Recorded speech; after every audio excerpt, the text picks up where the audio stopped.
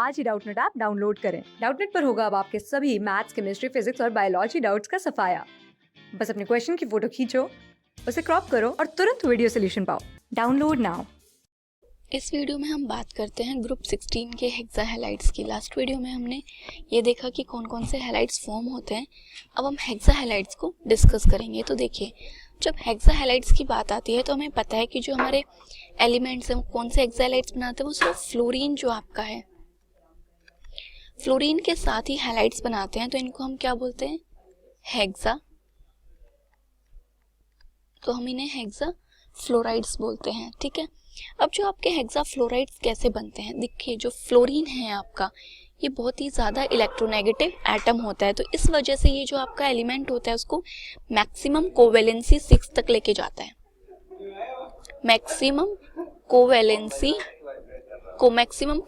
जो 6 है वहां तक लेके जाता है। जैसे कि अब जो आपके कंपाउंड्स एलिमेंट्स की बात करें कि कौन कौन से एलिमेंट्स आपके हेक्सा फ्लोराइड्स बनाते हैं, तो सल्फर SF6, सेलेनियम F6 और टेलुरियम F6।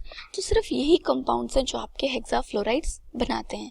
अब अगर ये बात की जाए कि आप इन्हें कैसे सिंथेसाइज कर सकते हैं, तो जस्ट क्या करना है कि जो आपका जिस एलिमेंट के साथ आपको हेक्सा फ्लोराइड्स बनाने हैं उस एलिमेंट के आपको फ्लोरीन के साथ रिएक्शन करानी है।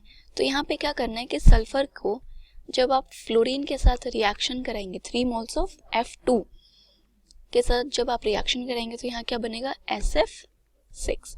सेम इसी तरह अगर आपने सेलेनियम के फ्लोरीन के साथ रिएक्शन करा दी तो ये क्या बन जाएगा? SeF6।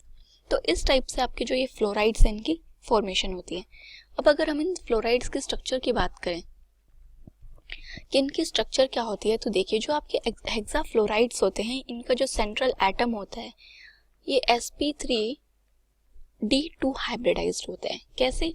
देखिए, अगर हम सल्फर की बात करें, इसके एक्साइटेड स्टेट में कॉन्फ़िगरेशन की, तो इसकी कॉन्फ़िगरेशन क्या हो जाएगी? 3s1, देन आपका ये हो गया 3p3, देन इसके बाद आ गया आपका 3d ऑर्बिटल। और 3d ऑर्बिटल में क्या होगा? ये 2 इलेक्ट्रॉन्स। ठीक है। तो इस टाइप से जो है आपका कंपाउंड में एक्साइटेशन हो जाती है इलेक्ट्रॉन्स की, और यहाँ से ये जाएगा आपका sp3d2 हाइब्रिडाइजेशन से। ठीक है। और sp3d2 हाइब्रिडाइजेशन से अगर हम स्ट्रक्चर की बात करें तो देखिए क्या स्ट्रक्चर बनती है आपकी। यहाँ से ये तो हो गए आपके 4 फ्लोरीन एटम्स और 2 फ्लोरीन एटम्स आपके ऐसे हो जाते हैं। तो यहाँ से जो आपकी ऑक्टाहेड्रल ज्योमेट्री है वो बनती है। तो ये क्या स्ट्रक्चर है आपकी? ऑक्टाहेड्रल। और यहाँ पे सल्फर और फ्लोरीन के जो बॉन्ड्स हैं, इन सभी की जो बॉन्ड लेंथ है वो क्या होती है? इक्वल होती है। अब अगर SF6 की बात की जाए तो देखिए जो आपका SF6 है ये क्या है? कलरलेस, ऑर्डरलेस, ना कलर है ना ही स्मेल है, और ये नॉन टॉक्सिक गैस होती है, हार्मफुल भी नहीं होती हमारे लिए एट रूम टेम्परेचर। गैस किस पे है? ये एट रूम टेम्परेचर पे। ठीक है। और SF6 जो है ये आपका थर्मली स्टेबल है, थर्मली स्टेबल और केमिकली इनर्ट है। मतलब कि ये जो कंपाउंड है ये स्टेबल है और ये रिएक्शंस जो नहीं करता। अगर आप SF6 की हाइड्रोलिसिस करने की कोशिश करेंगे, SF6 को आपने जो वाटर मॉलिक्यूल के साथ रिएक्ट करने की कोशिश करेंगे, तो यहाँ पे आपकी कोई रिएक्शन ही नहीं होती। अब इसका रीज़न क्या है कि आपकी जो हाइड्रोलिसिस है वो क्यों नहीं हो रही? जबकि अगर बाकी कंपाउंड्स की बात करें तो उन सभी कंपाउंड्स में हाइड्रोलिसिस होती है। वो कैसे? देखिए, बाकी हमारे क्या है? सेलेनियम और टेलुरियम। तो जब आप नीचे की तरफ मूव कर रहे हो तो जो आपका सेंट्रल एटम है, सेंट्रल एटम का साइज क्या कर रहा है? यहाँ पे इंक्रीज कर रहा है। राइट। सेंट्रल एटम का जब साइज इंक्रीज कर रहा है तो यहाँ पे फ्लोरीन की वजह से जो स्टेरिक हिंड्रेंस है वो क्या हो रही है? डिक्रीज। स्टेरिक हिंड्रेंस और जब स्टेरिक हिंड्रेंस डिक्रीज हो जाएगी तो जो आपकी हाइड्रोलिसिस है वो इजीली हो जाएगी। तो जो वाटर मॉलिक्यूल्स हैं उन्हें अटैक करने के लिए स्पेस मिल रहा है, बट SF6 में सल्फर का जो साइज है वो छोटा है और 6 फ्लोरीन्स उससे अटैच्ड है। तो यहाँ पे क्या होता है कि जो आपके वाटर मॉलिक्यूल्स हैं उन्हें जगह नहीं मिल पाती है उस पर अटैक करने के लिए, तो इस वजह से हाइड्रोलिसिस नहीं हो पाती।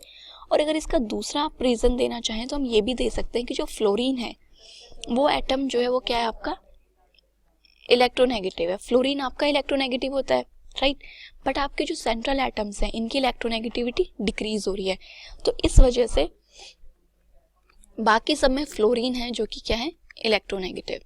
सल्फर, सेलेनियम, टैलेरियम, जब आप डाउनवर्ड डायरेक्शन में मूव कर रहे हो तो इन एलिमेंट्स की इलेक्ट्रोनेगेटिविटी क्या हो रही है, डिक्रीज हो रही है। तो मतलब कि जो आपके बॉन्ड है, बॉन्ड की पोलैरिटी इंक्रीज हो रही है, बिकॉज इलेक्ट्रोनेगेटिविटी डिफरेंस क्या हो रहा है, increase.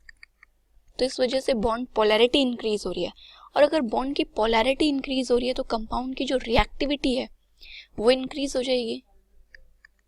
Reactivity increases because stability क्या होगी, इस वजह से डिक्रीज होगी। तो हाइड्रोलिसिस के अगर ऑर्डर की बात करें तो सबसे ज़्यादा, सबसे जल्दी जो कंपाउंड आपका हाइड्रोलाइज होगा वो होगा TeF6, then SeF6 and then SF6, जो कि ये तो हाइड्रोलाइज होता ही नहीं है। और अगर बात की जाए कि जो आपके कंपाउंड सबसे ज़्यादा इजीली हाइड्रोलाइज कौन हो रहा है, आपका TeF6। अब देखते हैं कि जब ये हाइड्रोलाइज हो जाएगा तो यहाँ पर क्या कंपाउंड फॉर्म होता है। जब TeF6 की वाटर मॉलिक्यूल के साथ हाइड्रोलिसिस होगी तो यहाँ पे क्या बनेगा, एक एसिड की फॉर्मेशन होती है H6TeO6। ये क्या होता है, आपका टेलोरिक एसिड। ये हो गया telluric acid plus 6 moles of HF, ठीक है। अब देखिए जो आपका TeF6 है इसका साइज काफ़ी, टेलोरियम का साइज बड़ा होता है और फ्लोरीन का साइज इतना बड़ा नहीं है। तो जो टेलोरियम F6 है ये क्या कर सकता है, ये फ्लोरीन्स को ऐड भी कर सकता है। तो इसकी आयंस भी एग्जिस्ट करती हैं, लाइक TeF7 नेगेटिव, ये 2 फ्लोरीन भी ऐड कर सकता है। TeF8 डाई नेगेटिव भी एग्जिस्ट करते हैं, ठीक है। तो ये तो हो गए हमारे हेक्सा फ्लोराइड्स। क्लास 6 से 12 से लेके नीट, IIT, JEE मेंस और एडवांस के लेवल तक 10 मिलियन से ज्यादा स्टूडेंट्स का भरोसा। आज ही डाउनलोड करें डाउटनेट ऐप या व्हाट्सएप कीजिए अपने डाउट्स 8400 400 400 पर।